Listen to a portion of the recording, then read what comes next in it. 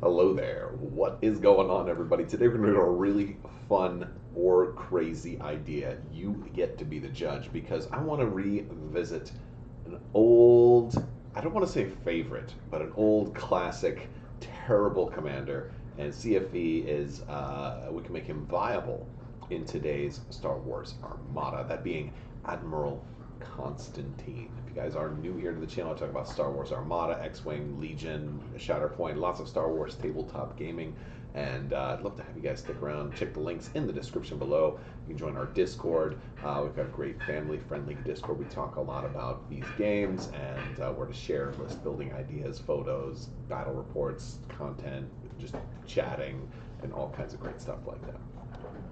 So, Constantine is one of those commanders that has been changed with Armada 1.5 once the Clone Wars started to come out, and I've really never gone back to him. He has some minor changes, but he's currently says at the start of each status phase, you may choose any number of enemy ships that are at distance 1 to 5 of at least 2 friendly non-flotilla ships, one of which must be medium or larger size class. For each chosen ship, you may discard 1 nav token from it, or increase or decrease its speed by 1 to a minimum of 1. So, but they kind of change this. You don't have to necessarily be next to 2 different, medium and large ships. You can have small ships out there in the list. You can make a lot of these things work to try to do it. It's kind of tough. It kind of works now with a little bit more flexibility, but I wanted to take a look at it. Plus, we've had some new things. There's lots of new stuff in the game, and I went through a lot of different list ideas, and also another thing that's nice about it says medium or larger, so you can use him with like a superstar destroyer if you wanted to, like if you had a superstar destroyer and an Architans or something like that, that would work. So there's a lot of different ways to make him work, whereas he didn't used to work before. I think it used to be like medium or large, so it didn't work with a superstar destroyer. It wouldn't work with like a large and a small or whatever. So you can do a lot of different stuff now. And the reason that I think that he might have some viability, if I'm just thinking about like Anakin lists, or like if you have 2 Venators coming at you, like, first off, anything you can do to kind of slow them down or keep them at long range, if you can, is a good thing. And if you can, when a ship or an enemy fleet has multiple ships coming at you, if you can stagger them, that's a very good thing. Sometimes they'll be flying in formation. If you slow the first one down, you cause all the rest to bump. That's something that you might be able to do. Granted, messing with your opponent's ship's speed like this is not necessarily the greatest play experience for an opponent. People don't like, not being able to play their own game. People want to kind of make their own mistakes, not have you make mistakes for them. And so, like, he's not necessarily the cleanest or the best designed commander that there is. When he was changed in 1.5, I was a little disappointed because I thought that would have been an opportunity for them to completely redesign him and give him stuff that does more stuff for your fleet than necessarily just against the enemy fleet. But he was not changed in such a way. He was changed in a very small way to try to make him a little bit more playable. And so, with that in mind, we're going to design a fleet with him today. So, the idea here is that obviously we're going to start with an interdictor, and that's going to be our flagship. Interdictors are they're fun, and I think even though he's maybe not a fun commander in the long term, it might be fun to play him once in a while.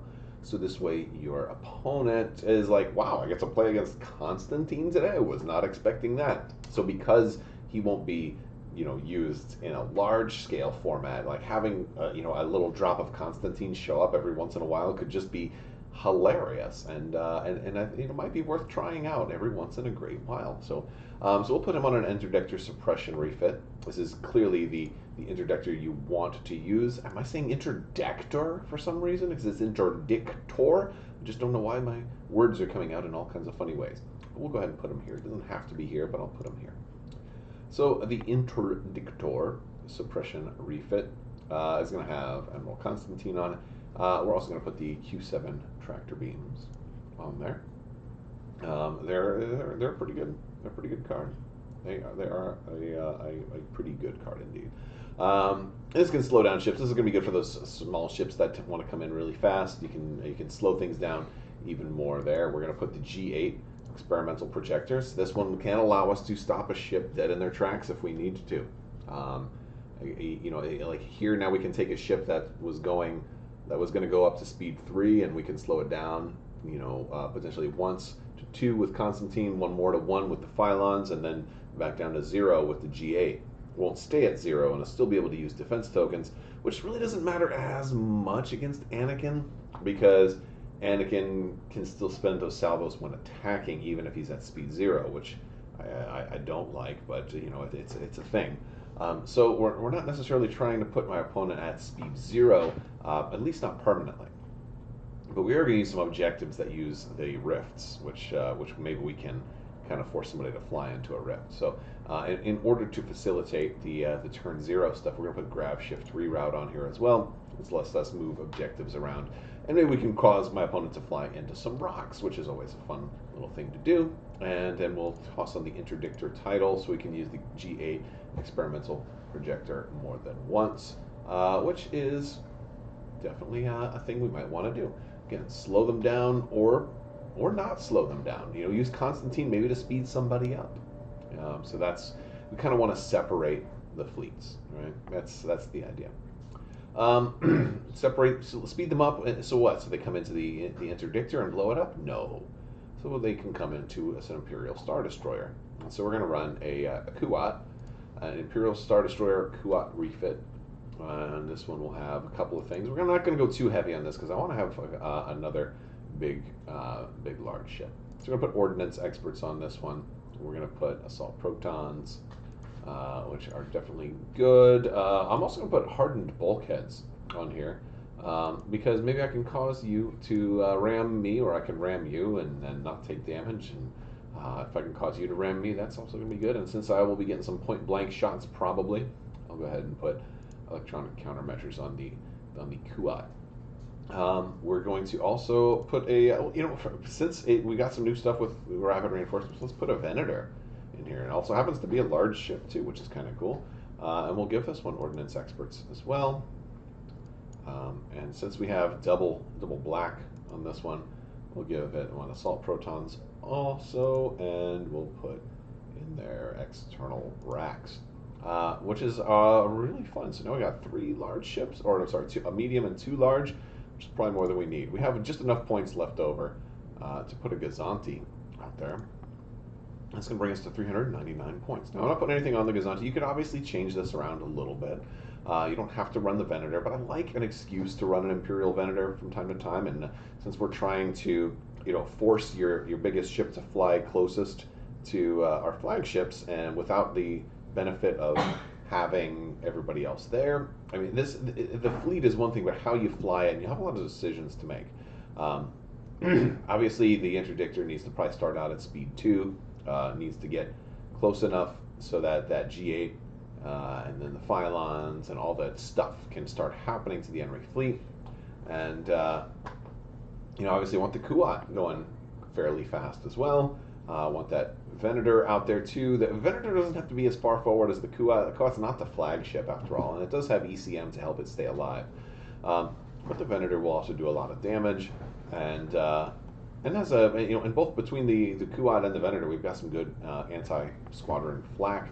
Squadrons obviously are going to be a weakness here, but I think hopefully we can speed up the carriers. A lot of people like to go real slow with the carriers, and how many tokens is the carrier going to have? Are they going to have, the tokens to speed up? Or you're going to force them to have to start doing nav commands or something crazy like that? It could be interesting. It's just an interesting opportunity to maybe revisit Constantine. Now, we could have changed this up too by putting a couple of other smaller ships in here. We could have dropped the Venator and put like 2 Raiders in its place or something like that. It's definitely an option since the Constantine changes are there, but I just did not want to do that for this one. But that is something to think in mind, to keep in mind as well. You don't necessarily need, because this flotilla is not going to be one of the ones to trigger it. This flotilla is basically just here as an activation to keep my Kuat hopefully being able to go activate later with a little bit of safety. All right, so for our, we're not going to run any squadrons. For our objectives, we are going to try to focus on things that are going to have the rift. So we're going to do rift assault for our red. We'll do rift ambush, the gravity rift. Right? We want all the rift things. We want there to be a rift, and no matter what my opponent picks from me, if they choose to be first player. If they want me to be first player, that's fine. I mean, I love having first player with a Kuat. That's always a very good thing, and we'll do Doomed Station there. So we've got the gravity rift out there in this particular build. We'll be able to move that gravity rift around with the grav shift reroute. We're gravitizing gravity. You know, gravity can move gravity with enough gravity behind it. So there we go. That is the list, folks. Let me know what you guys think down in the comment section. That's going to do it for this video. It's experimental. It could be fun.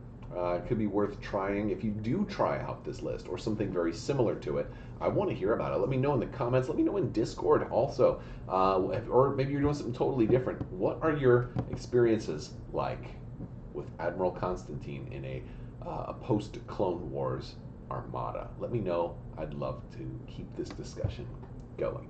All right, guys, that's going to do it for today's video. I want to thank you all so much for hanging out with me today. Big thanks to my patrons. You guys are superstars and help make this channel possible. We'll talk to you later. May the Force be with you. Live long and prosper. Be excellent to each other. Party on, dudes. And don't forget to hit those mega condensers.